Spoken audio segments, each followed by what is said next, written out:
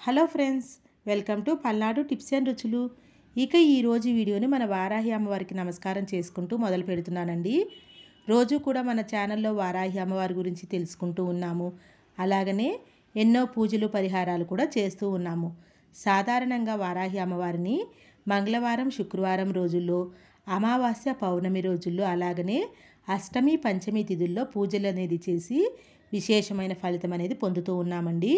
ఇక ఈరోజు వీడియోలో చూడబోయేది ఏంటంటే, మీరు ఎలాంటి సమస్యనైనా ఎంత పెద్ద చిక్కుల్లో ఉన్నా కానీ కేవలం 2 నిమిషాల్లో బయటపడవేసే శక్తివంతమైన వారాహి మంత్రాన్ని ఈరోజు మీతో షేర్ చేయబోతున్నానండి.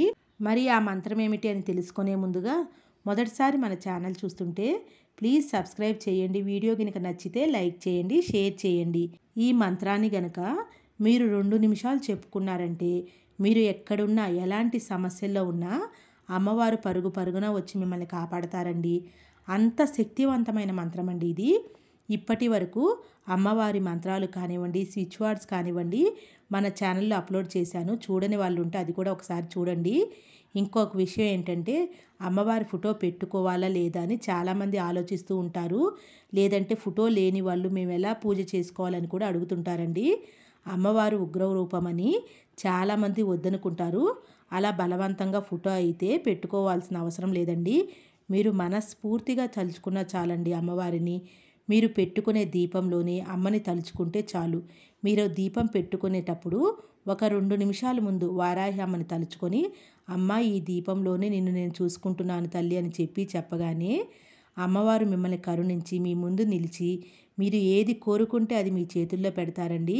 మిమ్మల్ని కాదు ఫ్రెండ్స్, మీ కుటుంబ సభ్యులందరినీ కూడా అమ్మవారు కంటికి రెప్పలా కాపాడుకుంటూ ఉంటారనమాట. వారికి ఎలాంటి సమస్య వచ్చినా కానీ, ఎంత పెద్ద కష్టం ఉన్నా కానీ అమ్మవారు ఇట్టే వాళ్ళని బయట పడవేస్తారండి. మీరు అమ్మవారి మీద నమ్మకంతో ప్రేమగా అమ్మ అని పిలిస్తే చాలండి. ఇక ఈ మంత్రాన్ని ఎప్పుడైనా ఎక్కడైనా చెప్పుకోవచ్చండి. ఆఫీస్ టైంలో కానీ, జర్నీ టైంలో కానీ, మీ కష్ట సమయంలోనైనా కానీ ఈ మంత్రాన్ని చెప్పుకోవచ్చండి. అలాగనే ఇక జరగదు అని అనుకుంటూ ఏ పని మీదైనా ఈ పని అసలు జరగదు అనుకుంటూ ఉంటారు కదండి కొన్ని పనులు. అలాంటి మొండి పనుల మీద బయటికి వెళ్ళేటప్పుడైనా కానీ ఈ మంత్రాన్ని చెప్పుకోవచ్చండి.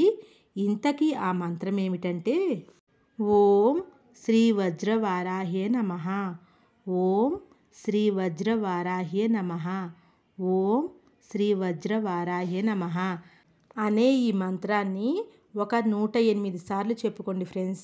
మీరు ఎక్కడున్నా అమ్మవారు వాయువేగంతో వచ్చి మీ కోరిక అనేది తీర్చి మిమ్మల్ని ఆ సమస్య నుండి బయటపడవేస్తారండి.